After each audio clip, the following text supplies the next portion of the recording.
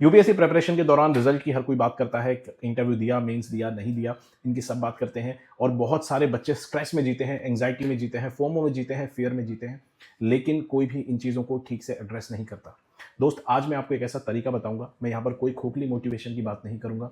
एक ऐसा तरीका बताऊंगा जिससे आप अपने आप को ये आइडेंटिफाई कर पाएंगे कि मैं अपनी प्रिपरेशन के किस स्टेज में हूँ, किस लेवल पर हूँ, जिससे आपको एंग्जाइटी नहीं होगी, फियर नहीं होगा और आप उसी स्टेज के अकॉर्डिंग काम कर पाएंगे। तो मैंने प्रिपरेशन के लर्निंग स्टेज को 3 स्टेजेस में डिवाइड किया है। सबसे पहली स्टेज है जहां पर आप कुछ भी पढ़ते हैं, कोई भी टेक्स्ट पढ़ते हैं तो आपको उसकी ट्रांसलेशन समझ आती है या फिर सिर्फ उसकी भाषा समझ आती है। जैसे सरकार कोई योजना लाई या फिर आरबीआई ने कोई स्कीम निकाली या फिर आरबीआई ने कोई इनिशिएटिव लिया, आपको यह समझ आएगा कि ऐसा कुछ कुछ हुआ है।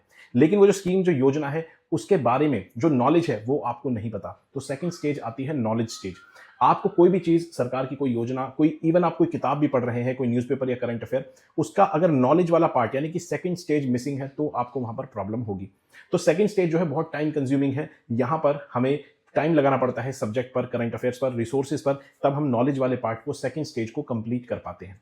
तो अगर आपको लगता है कि भाई मेरे कॉन्सेप्ट्स वीक हैं, तो यानी कि आपका सेकंड स्टेज वीक है, आपको नॉलेज लेने पे काम करना पड़ेगा। या फिर आपकी चीजें लिंक नहीं हो पाती है तो भी सेकंड स्टेज वीक है। अब बहुत सारे लोग नॉलेज में पूरे धुरंधर हो सकते हैं लेकिन फिर भी उनके एग्जाम में उनको प्रॉब्लम आती है। कारण है कि थर्ड स्टेज में दोस्त, यहां पर हमें यह पता होना चाहिए कि हमारी ये जो नॉलेज है ये एग्जाम से कैसे लिंक हो रही है। ये लिंकेज आपको पता होना चाहिए कि एग्जाम के पैटर्न से, एग्जामिनर के माइंडसेट से कैसे लिंक हो रही है। तो जब आप अपनी नॉलेज को बिल्कुल एग्जाम के खांचे में फिट करके पढ़ना चालू कर देंगे तो समझ लीजिए आपकी थर्ड स्टेज पे आप काम कर रहे हैं, या फिर वो क्रॉस हो चुकी है, या फिर आप थर्ड स्टेज में हैं। और ऐसे में आप फिर एक ऐसी स्टेज पर भी आएंगे जहां पर आप क्वेश्चंस को प्रिडिक्ट करने लगेंगे।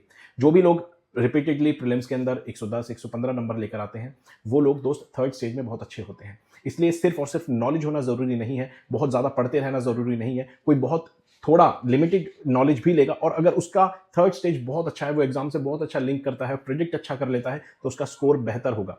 तो इसीलिए आप ये आइडेंटिफाई करिए कि आप कौन सी स्टेज में है और किस स्टेज में आपको काम करना है। या फिर अगर आप अपनी वीकनेस भी आइडेंटिफाई कर रहे हैं तो आप ये देखिए आपकी कौन सी स्टेज वीक है, तभी आप काम कर पाएंगे और फोमो में, एंग्जाइटी में नहीं जिएंगे। और कोई फिजूल की मोटिवेशन की जरूरत नहीं है। साइंटिफिकली चीज़ों को आइडेंटिफाई करेंगे और उन्हीं पे काम करेंगे।